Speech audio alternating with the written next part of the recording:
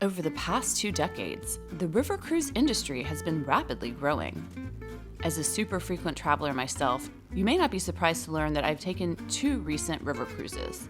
One swept me through Germany, France, and into Switzerland, and the other through magical Bordeaux. Both were with Uniworld Boutique River Cruises. I recently heard about Uniworld's first ever all-women's cruise, sailing through France starting August 24th. And this also being the month of May and Mother's Day, I thought I'd enlist Uniworld CEO Ellen Bettridge and their Chief Marketing Officer Shrinett for a deep dive into river cruising. So if you've ever thought about taking a river cruise, listen up, because in this podcast, we're sharing all you need to know to prepare for your next voyage, including travel tips and frequently asked questions. So let's roll down the river on the Travels with Darley podcast, where we take you on immersive adventures and help you learn something new.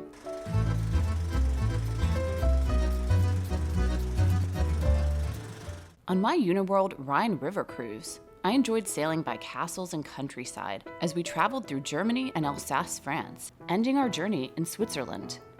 In Bordeaux, great wines were paired with excursions to places like Saint-Emilion and a retro sidecar tour of the city of Bordeaux. It's such a fun way to see Bordeaux. Shrinett is an expert on river cruising. She's been working with Uniworld for almost a decade and shares what you need to know about river cruising. For listeners out there who have not taken a river cruise, I've actually gotten to do a few Uniworld Boutique River Cruises, but how would you describe the experience, especially for people who are maybe familiar with ocean cruising as compared to river cruising?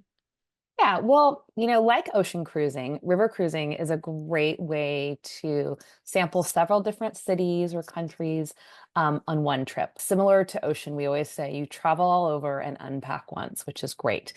Also like touring, so people maybe who've taken land tours, who've never taken a cruise before, it's the same concept, right? Where you can kind of travel all over and see multiple places.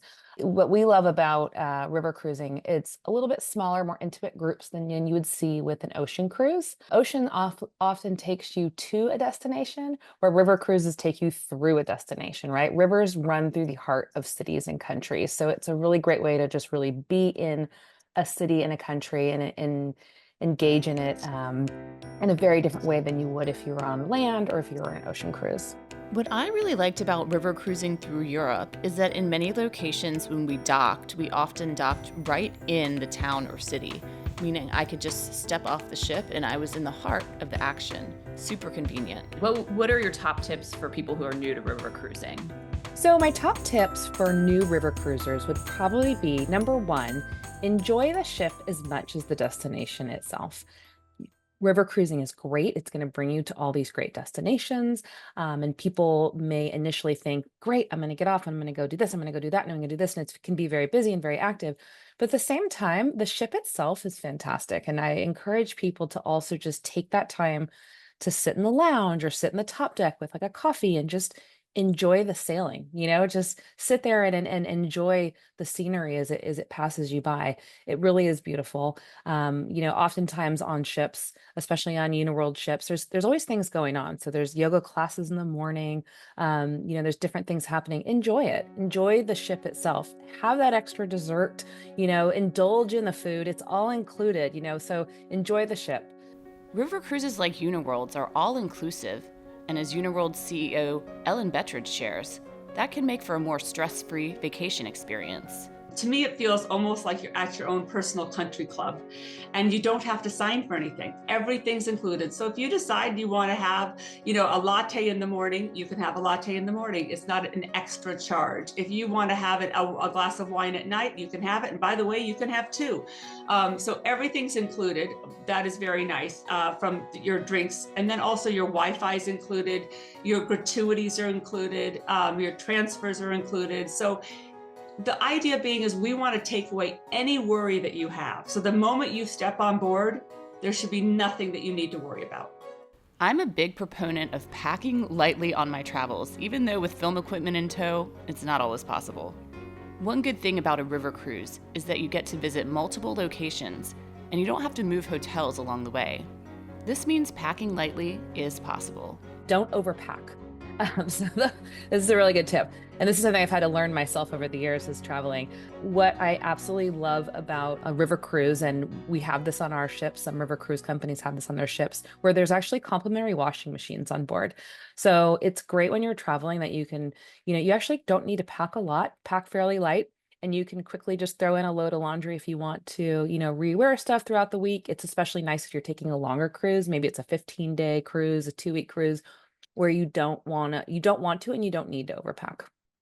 You all have your first ever women's only cruise coming up this summer. Share with me some details about this inaugural cruise that you're running. Yeah, it's very excited. So we have our first ever women's only cruise. It's going to take place on August 24th this summer, and it's an 8-day, 7-night cruise. It's in the south of France. Who doesn't love the south of France? So it's going to start in Arles, and it sails up the Rhone River to Lyon, and it's going to be fantastic. Our culinary team on any Uniworld cruise, including this one, they always, try to go local. So they pick local ingredients, they plan the menus to try to bring the flavors of the region to life. Interestingly enough, that was actually kind of one of the many reasons we picked this particular cruise for the women-only cruise, because of the region. France is well known for its wines, and the women's only cruise will be traveling through Burgundy and Provence, known for its historic vineyards and fascinating cities. One difference between a river cruise and an ocean cruise is the ship size. If you're heading on a river cruise, you'll be in a more boutique setting. The benefit of a river cruise is definitely it's more intimate than taking a larger cruise. So on average, you probably only have around 120 guests. So it's very intimate, which is great. It creates a great vibe and environment on board. Typically at the end of a cruise, the guests will have made several friends with other travelers because of just the nature of a smaller, more intimate cruise. Women traveling together, but also solo women travelers has been a big trend lately, and it continues to evolve. How do you see this evolving and the future of women's travel evolving as time goes on? Do you have any predictions? Yeah, you're right. I think predictions, and just based on trends that we are seeing, you're right. I think there's the two group of female travelers that we're going to see continue to rise would be the solo travelers, women traveling by themselves. We have seen that trend rising for the last several years, and we do think it's going to keep going. River cruising is a great option for solo travelers because it provides a safe environment. You want to get out and see the world, but obviously you have to be mindful of your safety. And so having a ship that, again, that there's a safety element that is there, which I think is really appealing for solo travelers. And the other one I would say is the multi-generational families. We're seeing a lot of that. 2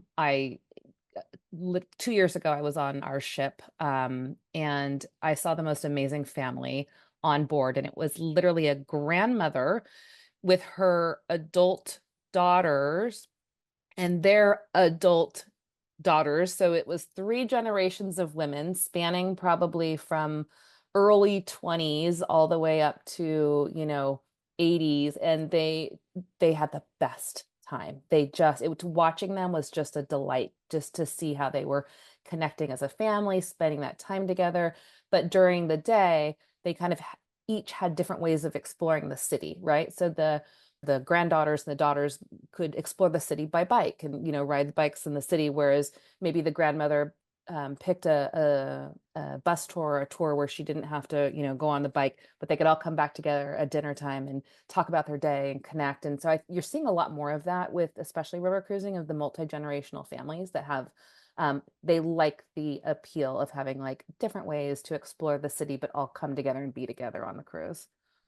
Yeah, on my Bordeaux cruise, actually, we had quite a few multi-generational families, including the cutest grandmother who had brought her grandsons. Yeah. And I was thinking, wow, I wish my grandmother had taken me on a river cruise. Yeah. Ellen Bettridge shares more about what destinations to look for if you're new to river cruising, and if you've already been on one or more, perhaps where you should go next. What are your most popular standout destinations? When someone's new to river cruising, they generally come in and they go on the Rhine, the Main, the Danube. That's kind of what people think of traditional river cruising, kind of Eastern European destinations. France is very big. So whether it's, doing Bordeaux, whether it's doing Avignon to Lyon on the Gargonne, whether it's going to on the Seine, those are all really, really popular. And then what's really up and coming right now is the Nile. Many new places to cruise are being offered by river cruising companies as the industry continues to grow. Shrinett Fleet explains. As you know, river cruising is a fast-growing segment in travel, and that is exciting. People are realizing that it's a really easy, interesting, fun, immersive way to travel and to see cities and countries around the world. I think one of the things I liked about it was the aspect of slow travel. We all need to slow down and maybe not look at our phones all the time or not be going from one thing to the next, and just cruising along and seeing, the beautiful scenery, chateaus and castles and some greenery. It's such a mix of beautiful things for the senses, and you really get that sense of place when you're able to slow down and see it in that way. There is something really special about being on the top deck, sailing, in Budapest at night, sailing past the Parliament building when it's all lit up is just fantastic. So whether you grab your best friend or mom and hop onto the inaugural August 24th Women's Only Cruise in southern France. Why we wanted to do this was, as women, we know that feeling we get when we get together with our girlfriends, or we get together with, our favorite women in our lives, even just for dinner or drinks or whatever, and you just always come away with this special energy, feeling like your bucket's full. And so we just wanted to create that in a cruise. The sights, sounds, and flavors of new adventures abound. I hope you've enjoyed this deeper dive into the world of river cruising. If you like this episode, listen to the previous episode focused on the special upcoming Women's Only River Cruise, and keep on traveling.